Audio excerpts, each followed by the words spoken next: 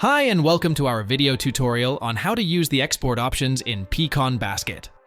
Exports are an essential tool for retailers, making it easy to transfer article and project data into their own business environment to streamline and complete the sales process. Here we are in a current project. Using the menu on the left side, you'll find the Export section, where various export formats are available. These include the Excel export for a structured project overview and CSV exports, which are particularly useful for transferring data into other systems.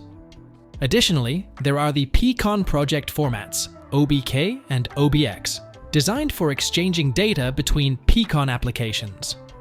For users of pCon.basket Pro and integration versions, there is also the option of an OEX order, enabling direct ordering with manufacturers. Let's now take a closer look at these options. Let's start with the first entry. Here you export your entire project as an Excel file.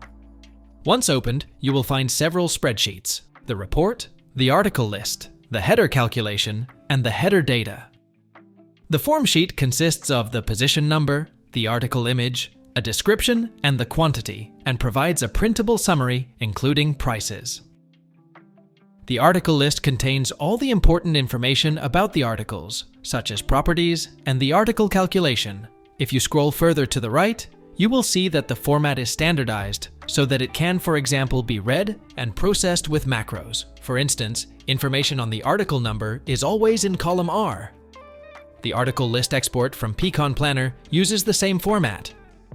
The Header Calculation tab contains the entire project calculation from pCon.basket, and the header data sheet contains information on the quotation as well as customer data and terms and conditions. With the export as Excel and the clear structure of the file, you can process your project data perfectly. Use the next entry to export your entire project as a zip archive. This archive contains the article list, the header calculation, and the header data as separate CSV files. If you only want to process the article data, exporting the article list as a CSV saves you a step. Instead of the entire CSV archive, you only receive the article list. For all CSV files, you can use the standardized format to quickly filter the right information for further processing. Now let's move on to the two pCon persistence formats, OBK and OBX, which are used for the exchange between the various pCon applications. The OBK export is suitable if you want to export and save the entire project, including images, header and article calculation, article list, and header data.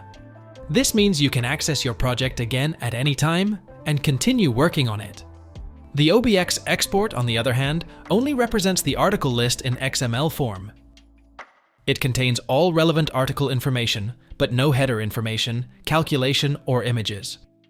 The OBX format is suitable if you only want to transfer the product data between two pCon.basket projects or from pCon.basket to another pCon application such as pCon.planner.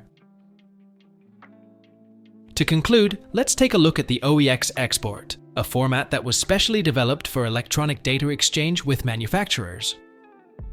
This format is based on the standard of the German IBA and is directly supported by some manufacturers.